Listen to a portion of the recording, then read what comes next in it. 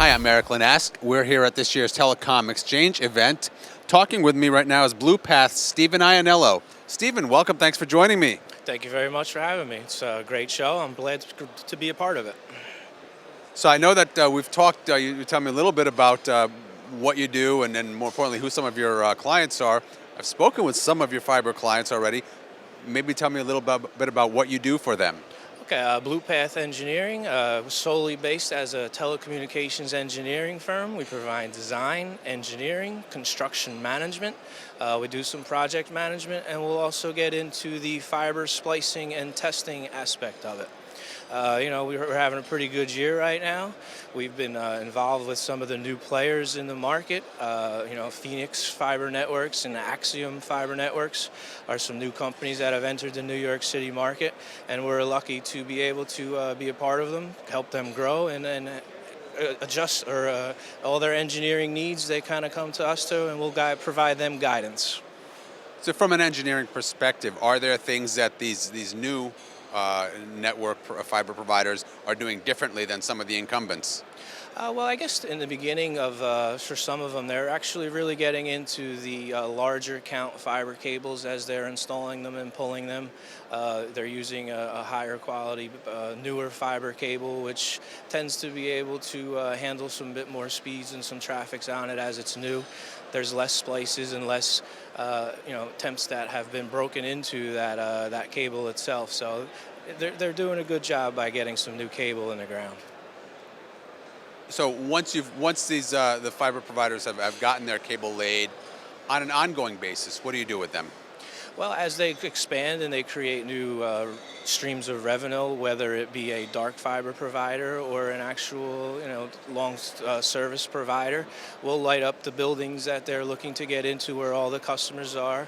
We'll create the planning, so to say, of how to best utilize that fiber optic cable that they are putting in the ground as the backbone.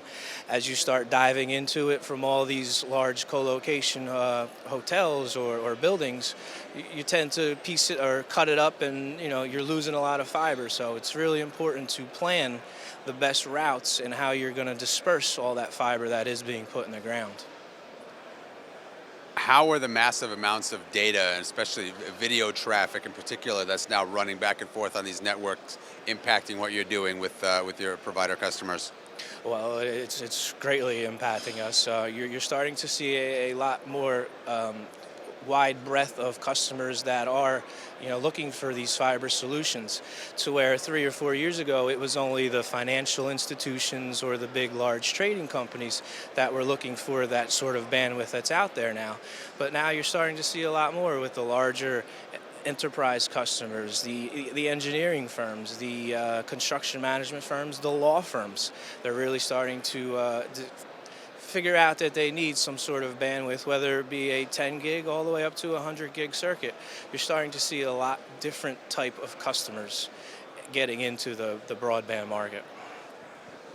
Do you continue to work with some of the existing larger providers on an ongoing basis as they continue to A, keep up with demand, and B, compete with some of these newer providers?